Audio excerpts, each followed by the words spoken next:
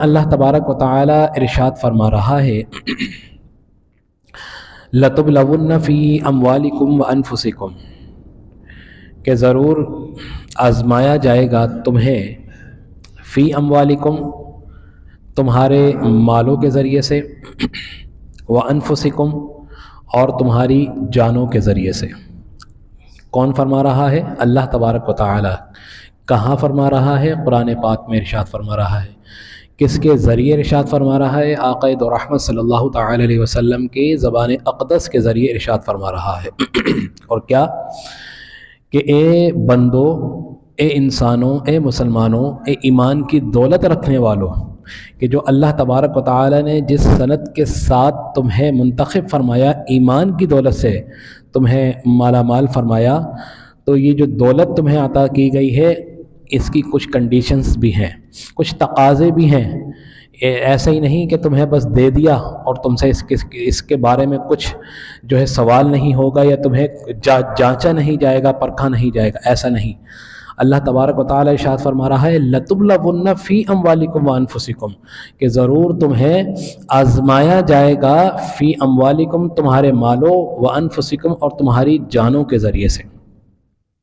وَلَتَسْمَعُنَّ، اور ضرور تم سنو گے، مِنَ الَّذِينَ، ان لوگوں سے اوتوا الکتاب، جنہیں کتاب دی گئی۔ کیا سنیں گے؟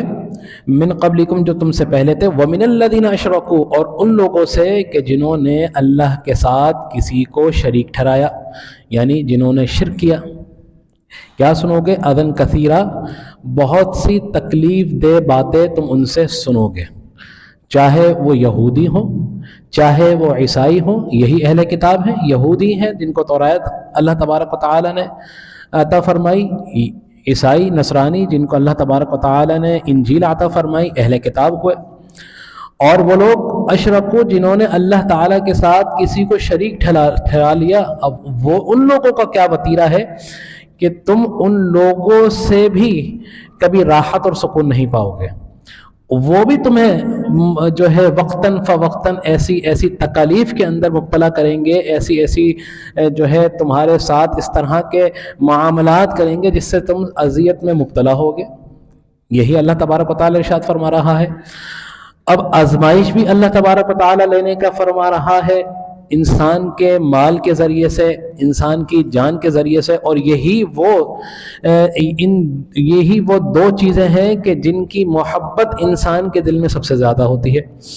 انسان کے دل میں اس کی مال کی محبت بھی بہت ہوتی ہے، مال ہو تو خرچ کرنا بہت مشکل ہوتا ہے۔ کیوں؟ کہ میں نے بڑی محنت سے کمایا۔ یہ جو میں آ جاتی ہے، میں نے بڑی محنت سے کمایا، جب میں انسان کے اندر آتی ہے تو مال کی محبت بھی آ جاتی ہے، اور یہی میں اللہ تبارک و تعالی نہیں پسند فرماتا۔ کیوں؟ کہ صرف اللہ تبارک و تعالی کی ذات ہے، میں انسان کی نہیں ہونی چاہیے۔ تو یہاں فرما دیا کہ مال کی محبت بھی تمہیں بہت زیادہ دے دی جائے گی، اور دوسری محبت کس کی ہے؟ تمہارے جان کی، تمہاری جان سے آگے جو نسبت چل رہی ہے، یعنی تمہاری اولاد کی۔ یہ ایسی محبت ہے کہ جو تمہارے دل میں ہوگی۔ انسان سب سے زیادہ کس چیز سے ڈرتا ہے؟ مرنے سے ڈرتا ہے۔ جان کے اوپر کسی قسم کی کوئی تکلیف آ جائے اپنے اوپر، اس سے ڈرتا ہے۔ اپنی اولاد کے معاملے میں سب سے زیادہ سینسٹیو ہوتا ہے کہ کہیں خدا نخواستہ ایسا نہ ہو کہ میرے بچے کو کوئی کسی قسم کی کوئی تکلیف پہنچے۔ تو معلوم یہ ہوا کہ اللہ تبارک و تعالی نے مال کی اور جان کی محبت انسان کے دل میں سب سے زیادہ رکھی ہے، اور یہی وہ محبتیں ہیں کہ جن کے ذریعے اللہ تبارک و تعالی نے ارشاد فرما دیا کہ لَتُبْلَوُنَّ، تم ضرور آزمائے جاؤ گے، ضرور آزمائے جاؤ گے۔ انہی محبتوں کے ذریعے سے تم آزمائے جاؤ گے کہ تمہارے اندر کہ تمہاری آزمائش انہی ذریعے سے لی جائے گی۔ اب مال دے دیا اللہ تبارک و تعالی نے، ہونا کیا چاہیے کہ کس کا دیا ہوا ہے؟ اللہ تبارک و تعالی کا دیا ہوا ہے۔ تو یہ مال کہ جس نے دیا ہے اللہ تبارک و تعالی کا، دینے پر اللہ کا شکر ادا کرنا چاہیے۔ اور اس دینے کا شکر ایک تو زبان سے ہوتا ہے، اور ایک عمل کے ذریعے بھی ہوتا ہے۔ زبان کے ذریعے تو کیا ہوتا ہے کہ اللہ کا شکر ادا کرتا رہیں، اللہ کا ذکر کرتے رہیں، اللہ کی عبادت کرتے رہیں۔ اور عمل کے ذریعے سے کیا ہوتا ہے کہ اس مال کو اللہ کی راہ میں خرچ کرتے رہیں، روک کے نہ بیٹھیں، اللہ کی راہ میں دیتے رہیں۔ جب دیتے رہیں گے تو اس کی محبت انسان کے دل سے کم ہوتی رہے گی، چاہے وہ مالدار کیوں نہ ہو، چاہے وہ غریب کیوں نہ ہو۔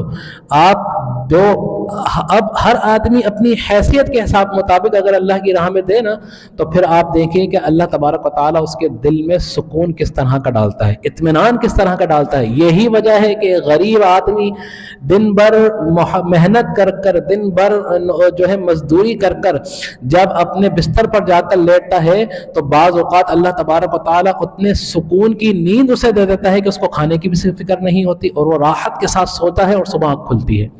لیکن وہ انسان کے جس کے پاس مال بہت زیادہ ہوتا ہے تو رات بھر بستر کے اوپر صرف مال ہی کی کیلکولیشن کرتا رہتا ہے، نیند نہیں آتی، سکون اس کے دل سے اللہ تبارک و تعالیٰ لے لیتا ہے۔ تو سب سے بہتر عمل کا جو نتیجہ ہے، آزمائش کا جو نتیجہ ہے کہ آپ کس طرح مطمئن ہوں گے، آپ رات میں اپنے بستر پہ جا کر خود کو آزمائیں کہ کیا آپ کو سکون کی نیند آ رہی ہے۔ اگر آپ کو سکون کی نیند آ رہی ہے تو آپ مطمئن ہیں، آپ آزمائش میں اتر رہے ہیں، اور اگر آپ کو سکون کی نیند نہیں آ رہی، آپ پریشانی میں مبتلا ہیں، آپ تذبذب کا شکار ہیں، کبھی ادھر کروٹیں بدل رہے ہیں، کبھی ادھر کروٹیں بدل رہے ہیں، اس کا مطلب کیا ہے کہ آپ ایمانداری کے ساتھ اپنی زندگی بسر نہیں کر رہے۔ تو لہٰذا اللہ تبارک و تعالیٰ آزمائے گا۔ اور پھر فرمایا ان لوگوں کے ذریعے بھی کہ جنہیں کتاب دی گئی وہ بھی تمہیں طرح طرح کی چیزوں سے آزمائیں گے، کبھی تمہارے مال پہ غاصب ہو جائیں گے، کبھی تمہاری جانوں کو نقصان پہنچائیں گے، کبھی تمہاری اولاد کو نقصان پہنچائیں گے، طرح طرح کے مظالم ڈھائے جائیں گے۔ تو یہ طریقہ کار بھی ہوں گے، اس سے بھی اللہ تبارک و تعالیٰ تمہیں آزمائے گا۔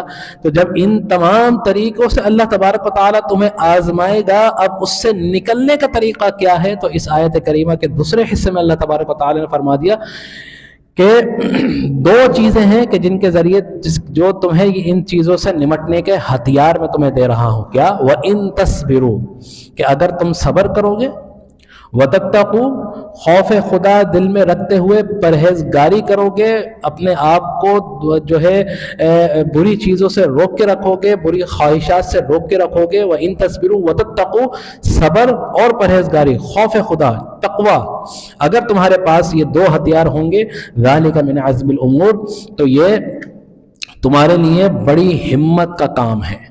یہ چیزیں ایسی ہیں، اور اللہ تبارک و تعالیٰ نے ان معاملات سے بچنے کے ہتھیار اور اسباب بھی بتا دیا کہ یہ دو واحد چیزیں ایسی ہیں، صبر اور تقوی، کہ جب تمہیں آزمائش میں مبتلا کر دیا جاؤ تو صبر کرو، اگر تمہیں کسی چیز کا خوف ہے تو اللہ سے پرہیزگاری، اللہ سے ڈرو، تقوی اختیار کرو۔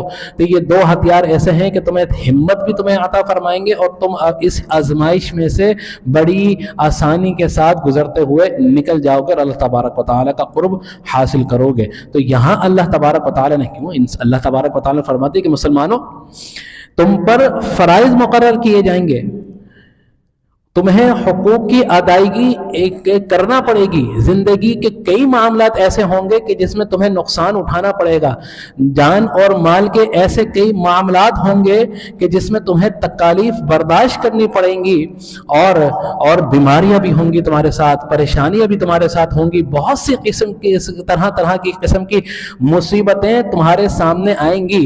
یہ سب تمہارے امتحان کے لیے ہے، ان سے گھبرانا نہیں۔ یہ تو اسی لیے ہے کہ تاکہ کھرے اور کھوٹے کو اللہ تبارک و تعالیٰ آزما سکے، سچے اور جھوٹے کا اللہ تبارک و تعالیٰ پرکھ سکے۔ یہ تمام کی تمام تمہاری چیزیں تمہارے سامنے آئیں گی، لیکن اللہ کی رضا پر نظر رکھتے ہوئے، اس کے ثواب پر جو ہے اس کی وہ کرتے ہوئے، اس پر نظر رکھتے ہوئے تم ان تمام چیزوں سے گزرنا۔ جب تم گزرو گے تو تمہارا مرتبہ بھی بلند ہو جائے گا، ایک اسٹیج سے دوسرے اسٹیج پر بھی پہنچ جاؤ گے، اور اللہ تبارک و تعالیٰ کا قرب بھی حاصل کرو گے، اور اللہ تبارک و تعالیٰ تمہارے دل کو اطمینان بھی عطا فرمائے گا۔ تو اللہ تبارک و تعالیٰ نے فرما دیا کہ آزمائش لی جائے گی، لیکن اس سے برداشت، اس میں گھبرانا نہیں ہے، پریشانی میں مبتلا نہیں ہونا، صبر اور تقوی کے ساتھ اپنی زندگی گزارتے رہنا۔